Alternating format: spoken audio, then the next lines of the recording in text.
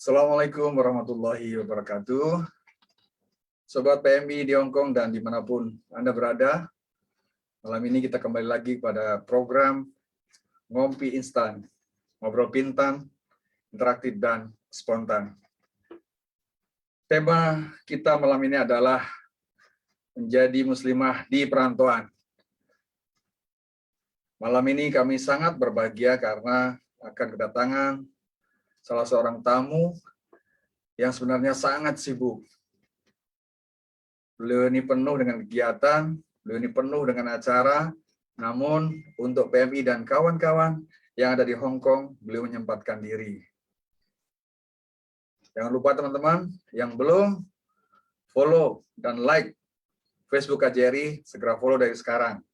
Jangan lupa juga Instagram, Twitter, dan juga YouTube KJRI. Karena informasi-informasi yang update akan kami sampaikan melalui platform sosial media KJRI Hong Kong. Sobat PMI, malam ini masih dalam rangka nuansa peringatan Hari Kartini. Kita sangat berbahagia tentunya karena akan mendapatkan tamu istimewa. Tamu kita malam ini adalah sosok cerminan seorang Kartini masa kini.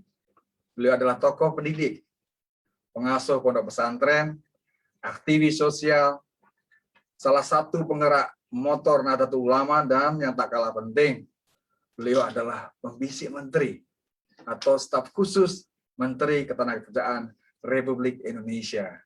Beliau adalah Hajah Indun Anissa. Baik, sebelum kita ke beliau, sedikit saya akan sampaikan pemenang untuk Ngopi Instan minggu yang lalu adalah Ibu Watini dan Ibu Lucia Sri Indayani. Silakan segera menghubungi panitia KJRI Hong Kong untuk mengambil cendera matanya. Jadi sebelum kami masuk, Ibu, izinkan kami untuk sedikit membacakan CV Ibu. Ibu ini kalau lihat dari CV-nya sangat padat kegiatannya, banyak sekali jabatannya.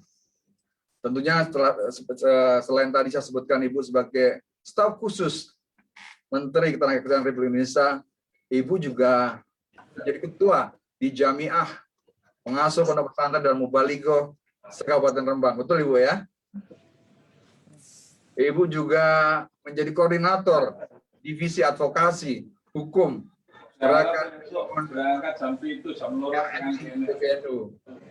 Ibu juga sebagai koordinator Aliansi Perlindungan Perempuan dan Anak. Ibu juga sebagai ketua Yayasan Semeng. Ibu juga pernah menjadi sekretaris Kongres Ulama Perempuan Indonesia. Ibu juga pernah menjadi anggota Satgas Presiden untuk penanganan WNI di luar negeri yang terancam hukuman mati. Dan banyak lagi kegiatan yang kalau saya bacakan nanti waktunya habis, Ibu. Sebagai background pendidikan, Bu, kami mohon izin sampaikan juga karena ini sebagai motivasi bagi teman-teman di Hong Kong supaya terus menimba ilmu. Selain Ibu tentunya pernah belajar mondok di Pondok Pesantren Bahrul Ulum Jombang. Ibu juga pernah di Madrasah Aliyah di Krapyak, Jogja.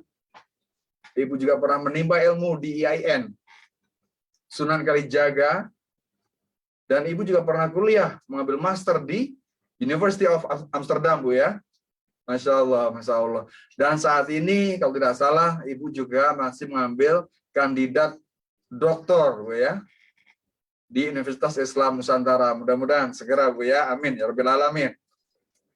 Baik, Sobat PMI dimanapun Anda berada, dan juga pemirsa yang ada di Hong Kong maupun Makau, serta mungkin ada sebagian di Indonesia, tidak terlalu lama, kami mengambil waktunya, kami persilahkan Ibu untuk sedikit memberikan pencerahan dan juga nasihat kepada teman-teman yang ada di Hong Kong. Nanti selanjutnya kami akan ada interaksi dengan beberapa pertanyaan Ibu melalui WA kami, dan juga teman-teman bisa mengirimkan pertanyaannya melalui WA itu baik berupa pesan maupun video, potongan video pertanyaan. Silakan, kami akan tayangkan pertanyaan-pertanyaan Anda nanti. Bagi Ibu, kami persilahkan. Monggo, Bu. Assalamualaikum warahmatullahi wabarakatuh. Warahmatullahi wabarakatuh. Alhamdulillahilladzi khalaqana min nafsin wahidah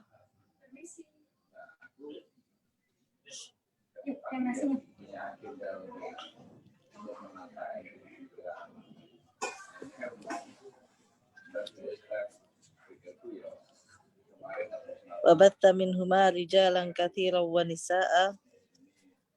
Wassalatu wassalamu ala asyrafil anbiya sayyidina Muhammad wa ala alihi wa ashabihi man tabi'ahu ila yaumil qiyamah, amma ba'd. Yang saya hormati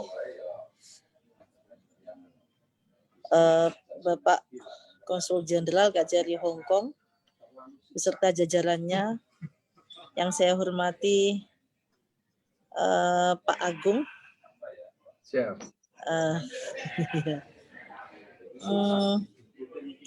Apa namanya, PFK ya Pak? PFK di Kami ketua DKM, Bu. Oh gitu ya, oke. Siap. Dan juga sahabat saya Pak Erga. Mana nih Pak Erga? Pak Erga ada, Bu. Yang setia menemani. Beliau komandan di sini, Bu. Iya, iya. Dan juga sahabat-sahabat PMI di Hong Kong yang sangat saya banggakan. Alhamdulillah wa syukru ala ni'amillah. Pada malam di Hong Kong masih sore ya Pak? Di Hong Kong malam. Depan, Ibu. Kenapa? 1 jam di depan kita, Bu.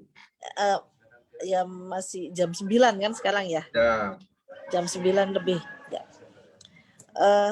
Kita dipertemukan di sini, dipertemukan lagi mungkin ya bagi teman-teman yang dulu saya pernah berjumpa tahun 2014 di Hong Kong. Alhamdulillah dipertemukan lagi. Ya, saya bisa menyapa lagi teman sahabat-sahabat di Hong Kong semua. Ni hao ma. Saya sangat senang dan mudah-mudahan perjumpaan kita di malam hari ini membawa barokah, maslahat, dan manfaat bagi kita semua. Khususnya bagi sahabat-sahabat yang sedang berjuang di Hong Kong. Salawat dan salam semoga senantiasa tercurah pada Nabi Muhammad SAW yang senantiasa memotivasi kita, para perempuan, dan juga yang membawa ajaran revolusioner, yaitu mengangkat derajat dan harkat martabat perempuan Nabi Muhammad SAW. Semoga kita senantiasa bisa bersolawat untuk beliau dan semoga nanti di hari kiamat kita mendapat syafaat beliau. Amin, Allahumma amin. Sahabat-sahabat yang saya banggakan, saya sangat mengapresiasi acara yang diinisiasi oleh KJRI Hong Kong ini berupa ngopi. Ngobrol, pintar, dan interaktif. Ini luar biasa. Ngopi yang bukan sekedar ngopi. Dan ini ngopi ini hanya untuk di bulan Ramadan atau di ini Pak? Atau sebenarnya ini adalah program rutin kami, Bu. Tapi untuk bulan Ramadan kami ada namanya ngopi instan spesial Ramadan, Bu. Ya. Ada instannya. Ya, instan itu interaktif dan spontan, Ibu. Kalau nggak ada ngopi itu buruk itu nggak ada ya Pak. Jadi nanti kita bikin lagi, Bu. Oke. Ya. Ini saya kira sebuah program yang patut kita dukung gitu ya. Karena ini program ini saya kira bisa mendekatkan kita semua dan bisa mengakrabkan kita semua dan juga bisa, yang paling penting juga bisa mengobati kerinduan kita akan tanah air gitu tentunya dengan program ngopi instan ini. Oleh karena itu, semoga ngopi instan ini bisa langgeng, tidak hanya instan kemudian menghilang, tapi program ini bisa berkelanjutan ya. Dan juga menginspirasi, justru bisa menginspirasi sahabat-sahabat di negara lain gitu ya, perwakilan kita di negara selain di Hong Kong, karena ini saya kira akan sangat bermanfaat. Di ngopi instan ini kita bisa saling belajar. Saya di sini juga belajar dari sahabat-sahabat PMI, juga dari sahabat-sahabat di KJRI Hong Kong. Jadi kita saling belajar, dan juga terutama kita sebagai Muslim kita saling menasihati atau tawasobil hakdi ya, dan tawasobis sobr. Sahabat-sahabat yang saya hormati, sebagai muslimah dan kita orang Indonesia, jadi di Hong Kong pasti banyak muslimah juga gitu, dengan berkebangsaan macam-macam gitu ya. Nah, kita di sini sebagai muslimah yang juga orang Indonesia, kita tentunya diharapkan kita mempunyai ciri khas karakter gitu, yang menunjukkan kita orang Indonesia muslimah. Nah, ciri khas dan karakter ini tentunya tidak keluar, artinya tetap dalam koridor apa yang sudah digariskan oleh Allah Subhanahu wa Ta'ala. Nah, tentunya untuk kita bisa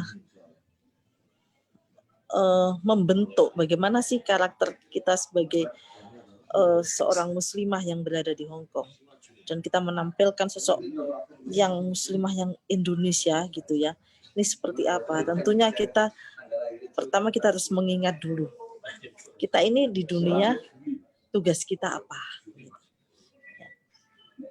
Nah, tugas kita sebagai manusia tentunya ini kita ingat juga apa sih tujuan Allah menciptakan kita manusia. Nah, sebagaimana dalam surat Ad-Dzariyat ayat 56, "Mama khalaqtul jinna wal insa illa liya'budun."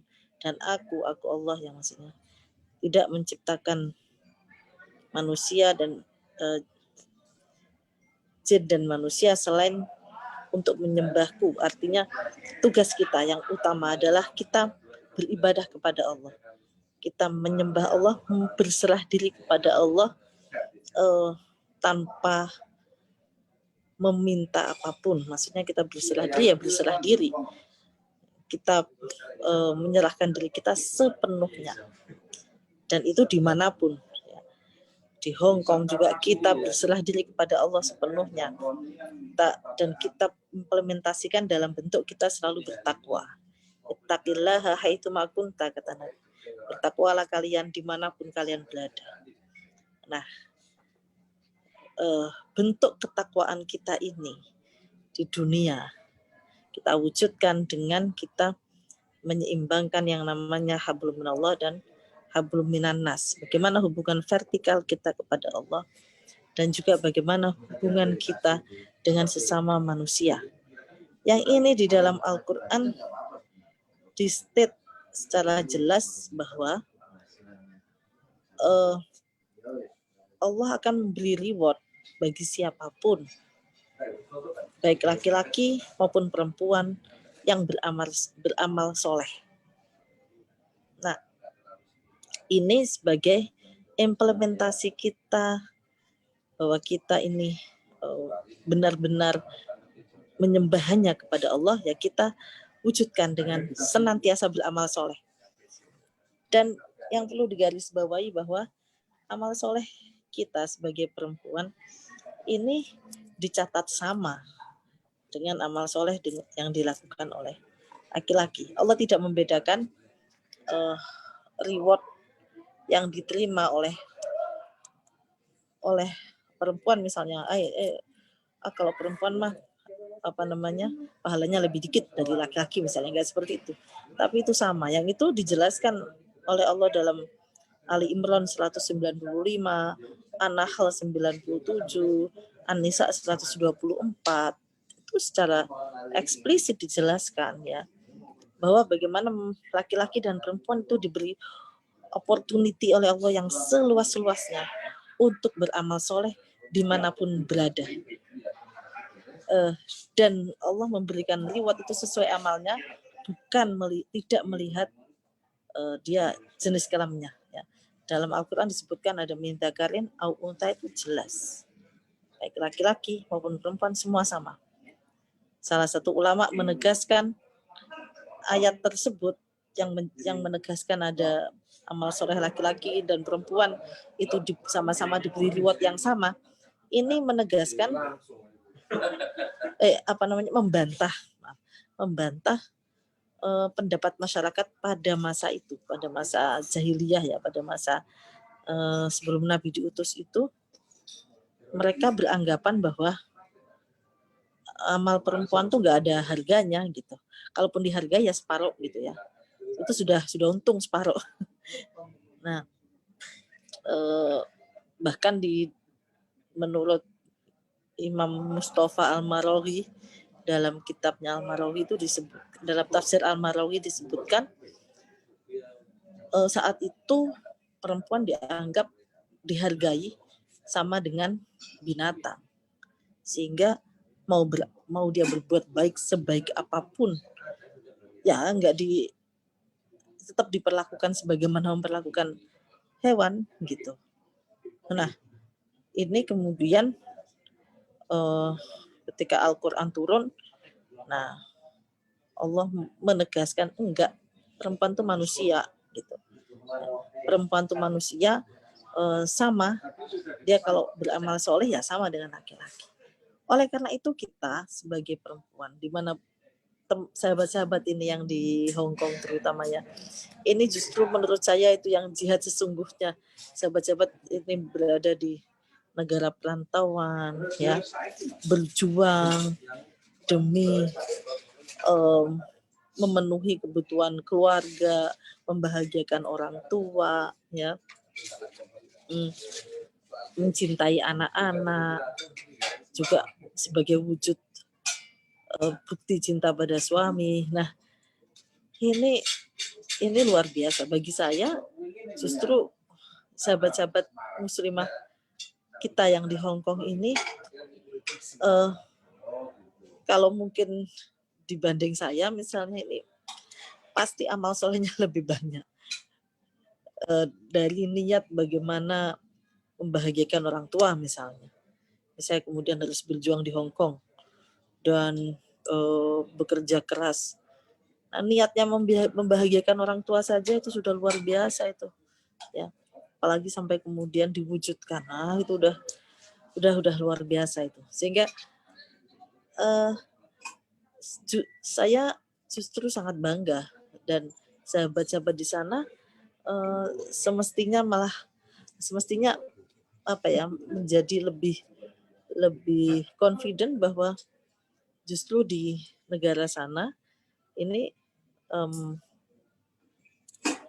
sahabat-sahabat mempunyai peluang untuk melakukan berbagai hal baik gitu, yang mungkin ini tidak mungkin dilakukan di tanah air. Gitu. Ya. Jadi di sana ini soal apa ya? Kalau saya melihat ini ladang amalnya ini banyak banget gitu, terbuka luas. Bentuknya beramal itu kan yang macam-macam tadi ya, yang memenuhi hablum minallah dan hablum minannas itu. Hubungan vertikal baik, hubungan dengan sesama manusia baik. Tidak bisa yang namanya amal soleh itu timpang, hanya prioritas hanya salah satu, misalnya vertikalnya saja melupakan horizontal atau horizontalnya saja melupakan vertikal, dua-duanya harus seimbang. Nah, ini saya melihat justru di sana ini peluang itu banyak sekali. Tantangan memang besar, tapi justru eh, karena tantangan besar, jika bisa melewati tantangan itu pahalanya pasti lebih besar, pasti ya. Mungkin memang berapa Pak populasi Muslim di Hong Kong jumlah? Muslim untuk orang Hong Kong atau warga negara kita, Ibu? Ya secara Hong Kong maksudnya. Hong Kong sebenarnya kurang lebih hanya sekitar nggak lebih dari 15%, Ibu. 15%. Kalau ditambah dengan orang kita? Nah, mungkin lumayan kalau tambah orang kita, Bu. Mungkin menjadi sekitar 17 atau 18%. Iya, artinya tetap minoritas kan? Ya, betul, betul. Ya, artinya di negara yang minoritas, kita sebagai minoritas, ini kita jangan kecil hati. Saya juga pernah tinggal di negara yang minoritas di Belanda ya, selama 15 bulan. Tapi justru saya merasa bisa menghayati berislam itu ya ketika menjadi minoritas itu justru gitu. Lebih bisa menghayati dan bisa refleksi gitu ya. Dan justru bisa menimbulkan lebih menumbuhkan toleransi itu ketika kita kita di posisi minoritas. Nah, seperti yang dialami dengan sahabat-sahabat di Hong Kong. Dan saya melihat juga sebenarnya hiroh berislamnya sahabat-sahabat di Hong Kong ini juga tinggi. Ya. Ini luar biasa. Gitu. Saya melihat bagaimana di sana dulu ketika bulan puasa juga di musola Al-Falah itu juga rame gitu ya, sampai nggak muat gitu. Terus juga ya ini sekarang pandemi pasti dibatasi pasti ya. Di Victoria Park gitu ya. Nah, ini kalau sekarang pandemi dibatasi apa nggak bisa kita ke Victoria Park ya Pak? Pak, halo. Ya, namun mereka dibatasi, Bu, tapi tetap bisa digunakan. Namun dengan klaster maksimum 4 Bu. Jadi kumpulannya menjadi 4 orang, Bu. Jarak antara klaster itu 1,5 meter, Ibu. Caranya begitu. Ya. Itu udah nggak. Berarti kalau dulu kan banyak, sekarang berarti dibatasi. Jadi kelompoknya lebih banyak dong. Siap. Nah, namun tetap PMI dengan kepintarannya tetap bisa mengantisipasi itu, mengadakan acara-acara pertemuan ataupun majelis-majelis kecil di Victoria. Iya, saya lihat itu kalau kita misalnya di tanah air belum tentu juga loh punya kesempatan untuk membahas masalah-masalah agama gitu ya, juga masalah-masalah yang lain gitu.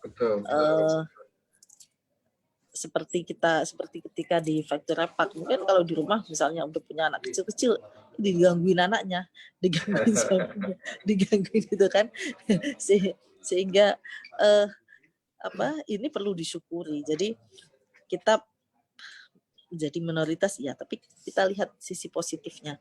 Dan Islam sendiri mengajarkan kita untuk selalu mengambil sisi positif kan. Ya, untuk husnudzon, untuk selalu mengambil sisi positif itu sebagai bentuk kita rasa syukur kita kepada Allah itu kan dengan kita mengambil sisi positifnya. Nah, saya lihat kalau di Hong Kong itu kan luar biasa, bisa banyaklah sisi positif yang bisa kita ambil, maksudnya kita manfaatkan gitu untuk benar-benar kita mewujudkan diri kita sebagai muslimah Indonesia gitu, yang seutuhnya gitu. Nah, sahabat-sahabat yang saya banggakan, satu lagi ya, untuk menjadi muslimah Indonesia seutuhnya, ini kita juga harus ingat bahwa kita ini juga orang Indonesia, sehingga dimanapun kita juga membawa jati diri, menampilkan sosok keindonesiaan kita gitu. Ya, saya memahami pasti kita ketika masuk ke Hong Kong kita menemukan budaya yang mungkin berbeda gitu ya dengan negara kita, tapi itu bukan kemudian sebagai alasan kita budaya kita jati diri kita menjadi luntur gitu.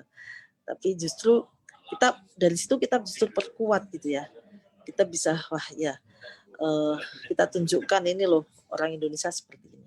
Nah ini sebenarnya tidak menyalahi ajaran Islam, karena ajaran Nabi ya yang innama bu'ithtu liutammima makarimal akhlak. Saya ini diutus untuk menyempurnakan akhlak. Nah akhlak ini kan terkait dengan bagaimana performance kita gitu kan, itu terkait dengan akhlak gitu. Sehingga orang lain bisa melihat wah ya orang Indonesia seperti itu, seneng ya begitu ya kayak gitu. Jadi kita performance kita itu benar-benar meyakinkan dan orang juga melihat orang muslimah Indonesia ini ternyata mereka ini bukan muslimah yang mungkin mudah terpengaruh atau suka ikut-ikutan, tapi benar-benar muslimah Indonesia yang punya prinsip, bisa menunjukkan jati dirinya sebagai orang Indonesia yang beragama Islam, bisa menunjukkan bagaimana sih cinta NKRI tapi berada di Hong Kong tuh bagaimana begitu. Nah ini saya kira ini luar biasa gitu, dan dengan peran-peran seperti Pak Agung, Pak Erga, ini saya yakin bisa saling kita saling membantu, saling melengkapi gitu. Bagaimana sahabat-sahabat kita di sana ini memang kemudian lebih pede untuk menampilkan sosok nih, saya ini orang Indonesia yang beragama Islam seperti ini gitu. Kami bukan teroris misalnya, karena mungkin sekarang akhir-akhir ini banyak berita soal teroris, dan itu seperti yang saya alami dulu misalnya di Belanda itu kan, kemudian ada yang menjadi orang prejudis gitu kepada kita gitu kan. Nah justru kita tunjukkan bukan sosok itu ya seperti ini gitu. Kita tunjukkan melalui akhlak kita. Nah, itu seperti yang diajarkan oleh Nabi. Kita tidak perlu membantah secara frontal, kita tunjukkan saja. Gitu. Itu saya kira, Pak, pengantar dari saya. Bisa diperdalam di pertanyaan mungkin. Baik, Ustazah, terima kasih, luar biasa. Jadi nilai-nilai Islam itu terlihat dari perilaku kita, Bu ya, di luar negeri, Bu ya. Kalau kita perilakunya baik, perilaku kita itu akhlakul karimah, insya Allah itulah sebenarnya nilai-nilai Islam yang kita bawa keluar ini, Bu ya. Baik, Bu, ini sudah antri nih, Bu, beberapa teman penanya, teman-teman baik PMI maupun beberapa penanya mungkin ada dari luar juga. Baik, Bu, saya tampilkan satu pertanyaan dari pemirsa. Silahkan diputar, Pak, pertanyaannya. Ya, silahkan sebut nama dan juga asal serta apa pertanyaannya.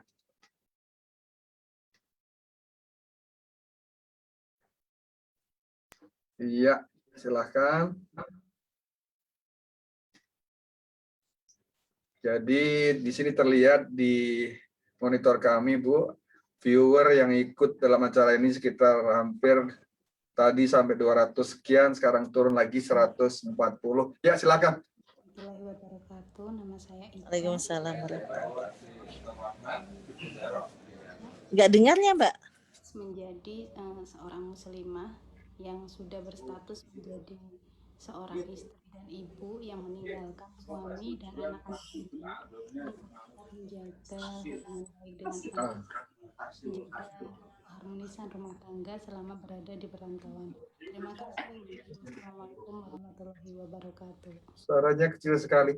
Baik, kan, coba kita akan mencatat pertanyaan ini. Coba selanjutnya pertanyaan yang berikutnya. Kita sambil mencatat apa yang disampaikan secara pelan-pelan. Sekarang ke penanya berikutnya, monggo, silahkan.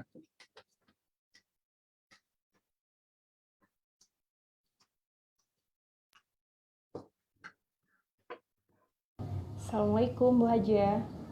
Saya Yuni dari Medan.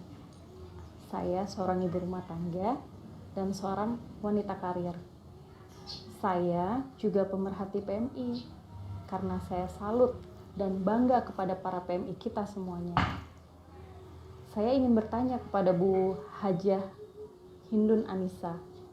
Pertanyaan saya adalah, sebagai wanita yang bekerja dan sebagai seorang ibu rumah tangga, bagaimana kiat ataupun tips untuk tetap dapat menjaga keseimbangan ataupun keselarasan dalam berkarir dan tetap harmonis di dalam keluarga seperti yang Ustazah alami tentunya. Terima kasih.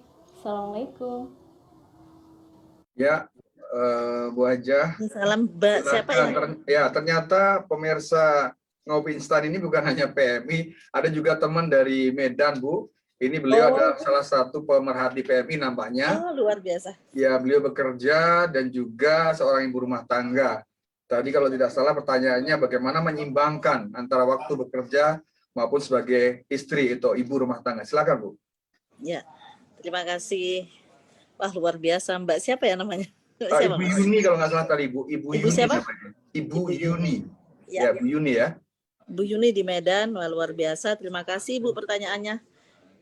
Ya, jadi yang pertama, kita yakin bahwa apa yang kita lakukan ini memang untuk kebaikan keluarga itu dulu, Bu. Itu sehingga tidak ada feeling guilty ya.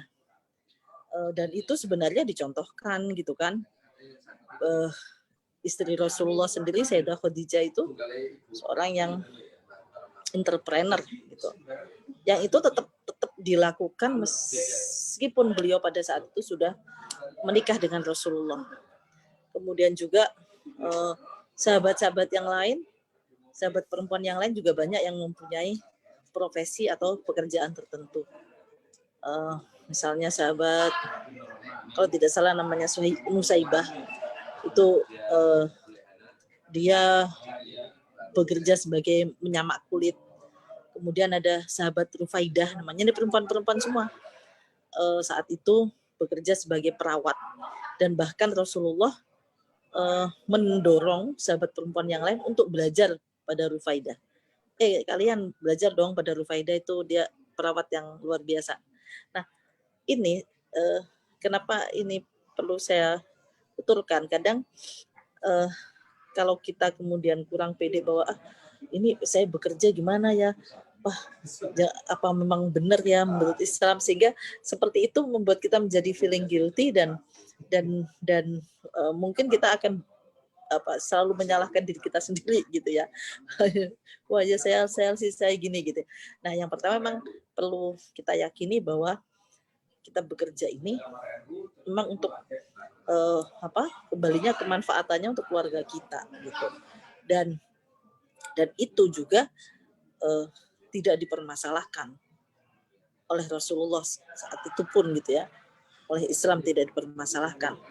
Nah, kemudian bagaimana kita juga berperan di domestik. Nah, ini juga namanya menikah itu kan, kita itu dalam Al-Quran disebutkan wa ashiruhunna bil ma'ruf, bahwa dalam menikah ini kita harus muasyarah bil ma'ruf. Muasyarah itu kita ada komunikasi yang baik dengan suami, ada kesepakatan, ada komitmen yang dibuat bersama, termasuk komitmen dan kesepakatan bagaimana di dalam pembagian ini tadi, tugas-tugas antara domestik dan juga kemudian antara bekerja. Nah, ini tentunya perlu dibicarakan bersama. Pasti setiap keluarga berbeda, gitu, berbeda-beda, tapi perlu dibicarakan bersama karena ini sebagai bentuk muasyarah bil ma'ruf. Jadi prinsipnya dalam Islam itu bahwa dalam rumah tangga harus ada muasyarah bil ma'ruf itu. Ada komunikasi yang sehat, ada komitmen yang kuat gitu. Nah, bagaimana mewujudkannya itu tergantung komitmen dan ini tadi komunikasi antara suami dan istri. Misalnya kita saling tahu nih schedule-nya suami apa, suami juga tahu schedule kita apa. Kemudian sementara ini ada pekerjaan rumah tangga ini bagaimana. Nah, bisa saja sharing, itu nggak masalah gitu ya. Karena sebenarnya Nabi pun juga mencontohkan, Nabi itu juga mengerjakan pekerjaan-pekerjaan domestik gitu. Domestik rumah tangga itu Nabi juga mengerjakan gitu ya, dan itu bukan hal yang tabu gitu. Sehingga ini wajar saja nanti kita bagi, itu juga bukan kemudian itu Islam nggak begitu, bukan begitu, itu dicontohkan gitu ya. Bahkan kalau kita misalnya sebenarnya kalau misalnya mau ekstrim, itu ada ulama yang berpendapat bahwa semua pekerjaan rumah tangga itu domestik itu sebenarnya laki-laki tuh gitu. Ada seperti itu ya. Nah, artinya ini sesuatu yang masih bisa kita negosiasikan dengan pasangan kita, sehingga kita menjadi sama-sama enjoy dan bisa melaksanakan dua kehidupan ini dengan harmonis, tidak masalah gitu ya. Dan ini perlu juga kita komunikasikan pada anak-anak kita gitu. Ketika anak-anak kita sudah bisa diajak ngomong gitu. SD itu saya kira awal-awal SD sudah bisa kita ajak bicara gitu. Sehingga kemudian anak-anak juga tahu, oh iya, oh mamaku, oh bundaku, oh ibuku bekerja itu juga demi ini juga gitu ya. Agar aku pendidikannya bisa tinggi kayak gitu-gitu. Nah, dengan begitu anak-anak juga mendukung kita, sehingga anak-anak juga pasti akan mereka justru mungkin meminta atau dia melakukan sesuatu yang saya mau membantu mama, saya mau membantu ibu misalnya kayak gitu. Karena peran ibu ini juga untuk ternyata besar gitu, kayak gitu Pak. Jadi itu yang saya lakukan sih. Saya sendiri kan anaknya 5 Pak Agung. Iya betul. Ya. Jadi intinya itu ya, Ustadz. Jadi intinya yang penting niatnya dan juga komunikasi, Ustadz ya. Siap. Ya, Ustazah. Jadi menyambung apa yang menjadi pertanyaan yang pertama tadi. Jadi pertanyaan pertama tadi adalah bagaimana atau tips apa aja menjadi muslimah yang baik, yang sudah meninggalkan anak dan suami, untuk tetap bisa menjaga hubungan yang baik dengan keluarga dan keharmonisan. Ini tentunya tips bagi teman-teman PMI di Hong Kong, Bu, yang rata-rata semua meninggalkan anak istri dan bekerja di Hong Kong. Silakan, monggo, Bu. Ya, itu sama ketika saya dulu juga. Saya sekolah juga meninggalkan anak suami dan anak juga sama, Pak. Ya, jadi yang terpenting itu pertama sekali lagi kembali pada niat kita kerja di Hong Kong tuh apa dulu, apa benar niat kita memang karena Allah gitu ya, karena kita diniati bahwa kita ini kan sebagai orang tua memang kan punya tanggung jawab, jangan sampai kita menelantarkan anak-anak kita. Itu dalam Al-Qur'an kan ada itu, takutlah kalian wal yakhshaladina, hendaknya kalian takut kalau kemudian kalian menelantarkan generasi gitu ya, generasi setelah kalian, artinya anak-anak kalian kalian telantarkan gitu. Dan itu ditelantarkan baik dari sisi ekonomi, pendidikan dan sebagainya. Nah, maka kita niati itu dulu gitu. Jadi niatnya mulai niat yang baik dulu. Jadi kita kalau kita mulai dari niat yang baik gitu ya, nanti yang melepas juga enak gitu. Semua pada bisa tenang gitu ya. Nah, kemudian ketika sudah berada di Hong Kong, tentunya tadi tetap bisa menjalankan muasyarah bil ma'ruf. Tadi prinsip bagaimana kita dalam sebuah keluarga itu kan muasyarah bil ma'ruf, kita saling komunikasi dan juga mempunyai komitmen yang kuat. Ini baik antara suami istri maupun dengan anak-anak atau dengan keluarga. Jadi prinsip ini tetap kita jalankan meskipun kita sedang LDR, berjauhan gitu ya. Meskipun berjauhan itu bukan alasan kemudian kita nggak menjalankan prinsip itu gitu. Apalagi sekarang ini kan ada video call, ada macam-macam ya, kita punya banyak sarananya ya, Ustazah. Iya, anak saya juga kan di luar, Pak. Yang pertama anak saya itu ada di Maroko. Waduh. Ya kan sama aja kita juga merasa jauh gitu kan, ya kita komunikasi lewat video call. Nah, dulu juga ketika di Belanda ya saya mewajibkan diri misalnya setiap telepon keluarga kan gitu. Jadi kita juga mungkin mempunyai jadwal yang pasti ya, yang rutin gitu. Ya, yang disepakati dengan suami dan anak. Setiap hari jam berapa nih kita bisa ngobrol gitu. Berapa menit disepakati. Jadi itu kan dengan seperti itu kan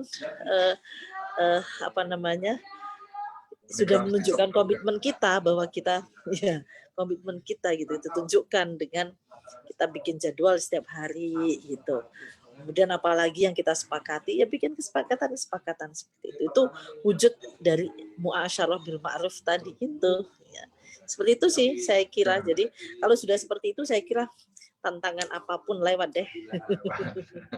Jadi intinya niat baik dan tetap menjaga prinsip yang telah disepakati kedua belah pihak, Ustazah. Ya. Oke. Baik, ini masih banyak antri pertanyaan lagi, Ustazah. Baik, silakan. Berikutnya pertanyaan dari Assalamualaikum warahmatullahi wabarakatuh. Selamat malam Bu Hajah Hindu Nanisa. Saya Watini dari Homantin, ini dari Hong Kong Bu Hajah. Saya mau tanya, bagaimana hukumnya kita berpuasa tanpa diiringi sholat 5 waktu? Karena keadaan bekerja ikut majikan yang seringkali di mana waktu sholat kita masih berada di luar rumah. Matur nuwun atas jawabannya. Silakan, Bu Hajah. Ya, terima kasih. Ya, ini saya dulu ketika di Hong Kong juga problem-problem ini juga ada tuh, Pak. Kayaknya masih ada terus. Ya, jadi begini. Saya dulu sampai diskusi sama teman-teman. Yang pertama kita memahami dulu waktu sholat ya. Waktu sholat pertama dari waktu sholat dulu.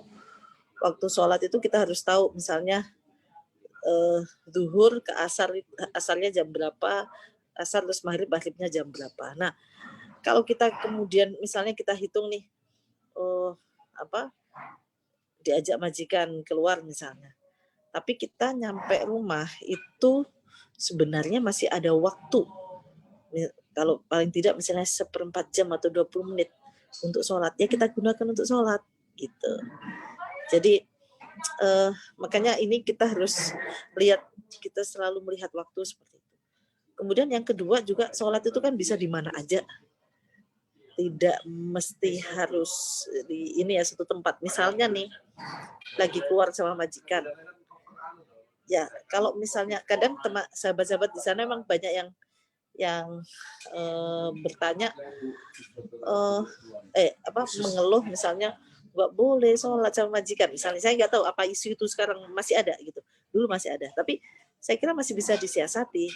Misalnya saya mau izin nih masa ke kamar mandi nggak boleh atau kemana nggak boleh, pasti boleh kan gitu sama majikan. Nah nanti ketika izin itu ya ini berbohong kan demi untuk yang lebih baik, maksudnya kita mau menghadap kepada Allah gitu kan.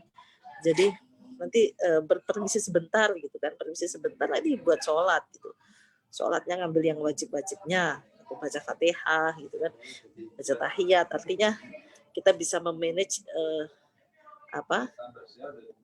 yang kira-kira tidak terlalu lama kan masih bisa begitu. Jadi yang penting kita selalu bawa untuk misalnya peralatan untuk sholat sama misalnya untuk sajadah, sehingga kecil kan bisa kan kita bawahan nggak bawa, misalnya kita pakai celana terus pakai kaos kaki gitu kan masih bisa gitu, atasnya aja yang kita bawa bukan atasan misalnya. Karena kalau puasa tanpa sholat itu ya sia-sia, Mbak, karena namanya sholat itu kan rukun iman rukun Islam yang kedua, syahadat sholat. Nah, masa langsung melompat ke puasa gitu ya. Jadi ya ini harus dipenuhi dulu sholat gitu. Kalau puasa tanpa sholat tuh ya kayak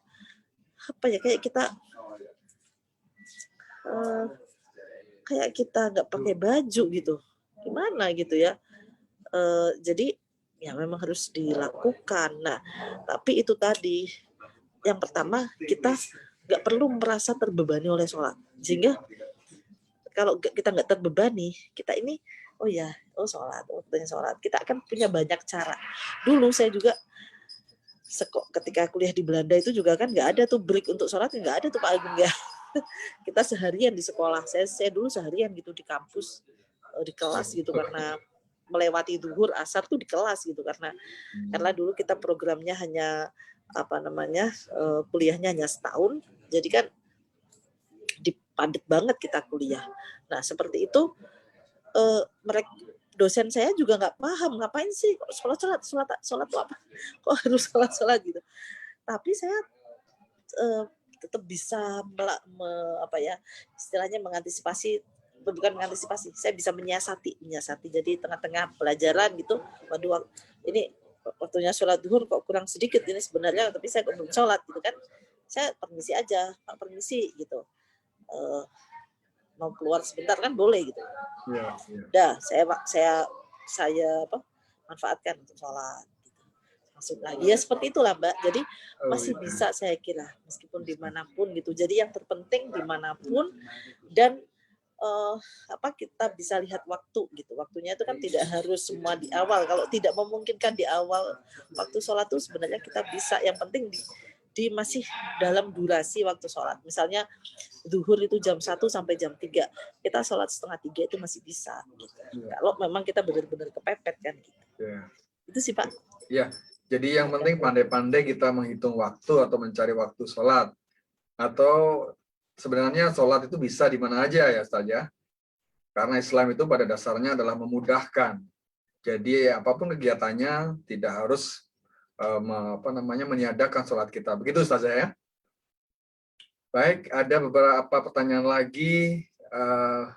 Tadi sepertinya ada video kiriman juga. Yang pertama. Ya, ini ada pertanyaan lagi, Ustazah. Bismillahirrahmanirrahim. Nama saya Erlin Anawati dari Abidin, ini di Hong Kong. Pertanyaannya adalah bagaimana kiat-kiatnya agar kita sebagai muslimah di Hong Kong bisa terus istiqomah, yang mana kita di sini banyak sekali tantangannya karena tidak semua majikan paham dengan Islam. Terima kasih, monggo Ustazah. Ya ini jadi sekali lagi kembali kepada niat. Semua itu memang kembali pada niat, karena memang di dalam Islam itu semuanya itu innamal a'malu binniyat. Semua amal kita itu kembali pada niatnya apa? Ya. Niat itu ibarat tali yang mengikat kita gitu. Kalau ini kuat, dimanapun talinya mau ditarik, mau tarik ke kanan, ke kiri, ke atas, ke ini nggak akan nggak akan bisa lepas gitu. Nah,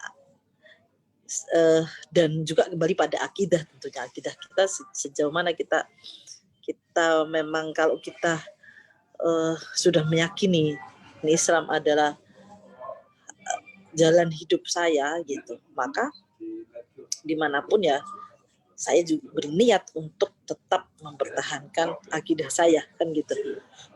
Sehingga kalau sudah seperti itu tadi balik lagi kita akan bisa menyiasati apapun gitu ya untuk mempertahankan akidah itu.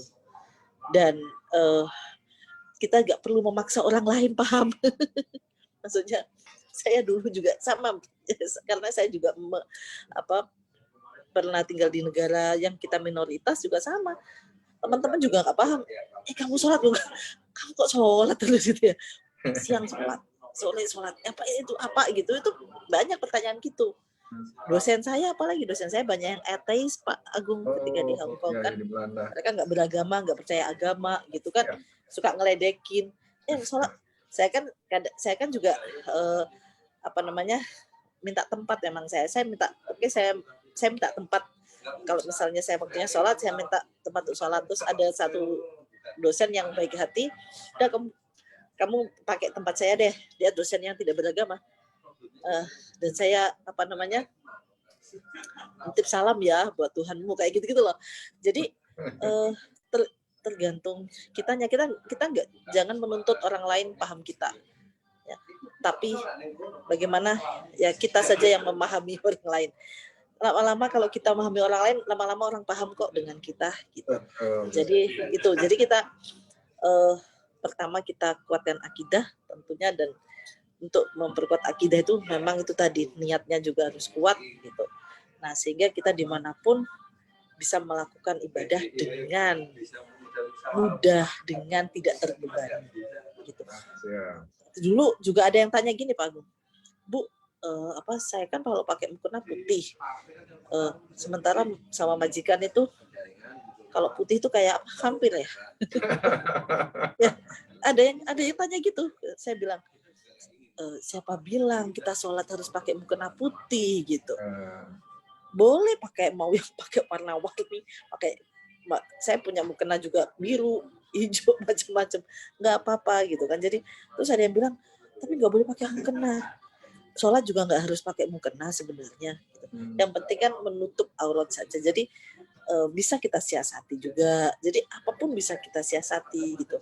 Sampai banyaklah kita ngobrol sama teman-teman. Jadi itu tadi, kalau kita selama kita punya akidah kita kuat, dan kemudian juga kita komitmen niat kita, keislaman kita kuat, tentunya Allah akan juga membantu kita untuk mencari jalan gitu ya.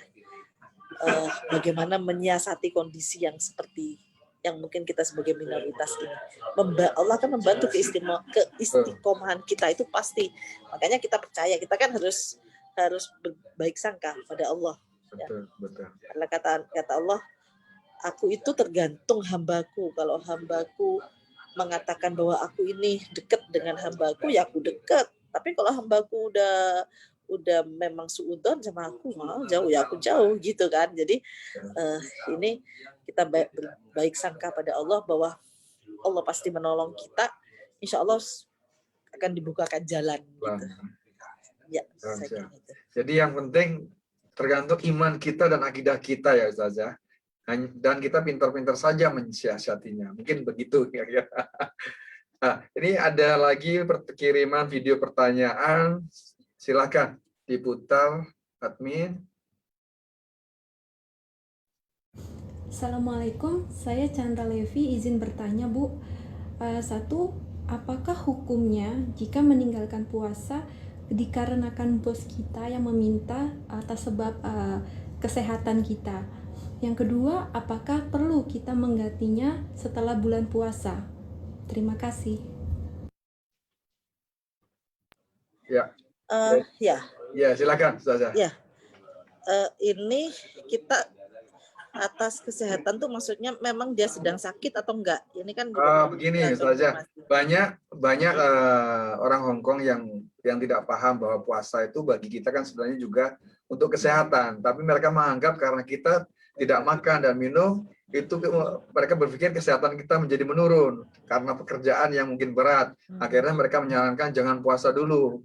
Nah, pertanyaannya apakah saya harus mengikuti permintaan majikan tersebut dan saya harus menggantinya nanti setelah bulan Ramadan selesai? Itu kira-kira pertanyaannya Ustazah. Monggo.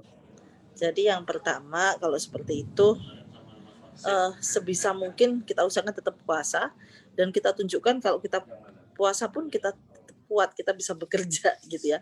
Makanya kita manfaatkan tuh sahur itu ya kalau misalnya bisa nyimpen makanan gitu kan. Nah, memang harus ini kan sahurnya dengan ya maksudnya kira-kira saya untuk kekuatan gitu ya. Vitamin apa di Hongkong vitamin nggak ada masalah gitu. Jadi saya kira meninggalkan puasa karena disuruh majikan tuh sebenarnya itu bukan alasan gitu. Karena la ta'ata li makhluqin fi ma'siyatil khaliq, bahwa kita tidak boleh menaati perintah seseorang yang itu mengandung unsur membangkang perintah Tuhan gitu. Ini kan berarti dia diperintah tidak puasa kan berarti membangkang perintah Tuhan karena apa namanya Tuhan memerintahkan untuk puasa. Kita baru kemudian melakukan sesuatu yang dilarang itu kalau memang misalnya ada intimidasi misalnya majikan sambil bawa pisau nih, ayo kamu kalau puasa nih pisau ini udah di leher kamu loh. Nah dalam kondisi itu baru kita boleh ya udah saya buka gitu ya. Tapi selagi kita fine aja, kita tunjukkan bahwa kita tetap kuat kok puasa gitu ya. Meskipun dalam kondisi bekerja gitu ya. Nah itu jadi itu yang perlu kita tunjukkan gitu sehingga dan apa namanya sehingga majikan ini tidak worry gitu dengan kita gitu dan mungkin malah bisa membantu gitu ya. Jadi itu yang kalau kita kemudian kita excuse misalnya, waduh saya nggak bisa kerja nih hari ini karena saya puasa. Nah pastilah mereka, ya kalau gitu jangan puasa kan gitu. Tapi kalau kita tunjukkan dulu, gitu kita tunjukkan, saya bisa kok. Makanya kalau yang sedang diet mungkin ya udah dilupakan aja ketika puasa ini. Pokoknya sahur yang banyak, buka yang banyak, mungkin tengah malam juga makan lagi gak apa-apa. Untuk apa? Ini untuk mengganti biar nanti ketika apa namanya? Ketika puasa ini benar-benar bisa kuat meskipun menghadapi pekerjaan mungkin yang tidak beda dengan sebelum puasa. Ya, kembali lagi saya juga pernah mengalami namanya puasa di negara Belanda dulu itu juga nggak ada kita toleransi misalnya ini apa namanya kuliahnya dipersingkat ya nggak ada kuliah tetap aja dari pagi sampai sore melewati waktu buka yang ini kayak gitu ya tapi karena kita sudah memilih saya sudah memilih bahwa saya mengambil kuliah di sana yang berarti saya minoritas, yang berarti saya akan menghadapi tantangan-tantangan seperti itu, maka saya juga harus mampu menghadapi tantangan itu. Nah, sama dengan Mbak yang di Hong Kong, saya yakin Mbak mampu dan apa namanya tentunya yaitu tadi diperbanyak bagaimana kita mengantisipasi gitu, agar kita benar-benar menunjukkan bahwa kita kuat gitu. Kita tidak excuse dengan adanya puasa, jangan sampai puasa dijadikan alasan kita tidak produktif misalnya ya. Nah ini jangan sampai jadi alasan. Kalau itu nggak jadi alasan, kok saya yakin lama-lama majikan ini ya bisa mengerti kita. Gitu. Intinya no excuse ya Ustazah, no excuse. Iya karena itu kan. Dengan cara kita harus menunjukkan bahwa kita juga mampu bekerja dengan baik meskipun kita puasa. Nah tadi tipnya ya gunakan mungkin waktu-waktu sahur itu dengan baik. Nah supaya kita juga mampu melaksanakan pekerjaan kita meskipun kita berpuasa. Nah kita masih ada beberapa pertanyaan saja. Ini meskipun waktu kita sudah mepet, namun kami akan tampilkan satu kali lagi penanya. Ya ini ya dari Ibu Tini. Marhaban ya Ramadan, marhaban ya Syari ya Syiab. Assalamualaikum warahmatullahi wabarakatuh. Saya Ibu Tini ingin bertanya bagaimana untuk menjadi muslimah yang produktif di era new normal khususnya di tengah kesibukan kita sebagai pekerja migran Indonesia. Begitu Ustazah pertanyaannya, monggo silakan. Produktif, kita bisa produktif kapanpun, di era new normal pun kita tetap bisa produktif ya. Ya caranya bagaimana? Ya itu tadi. Tentunya kita kuncinya itu adalah bagaimana kita bisa memanage waktu gitu, time management kita gitu.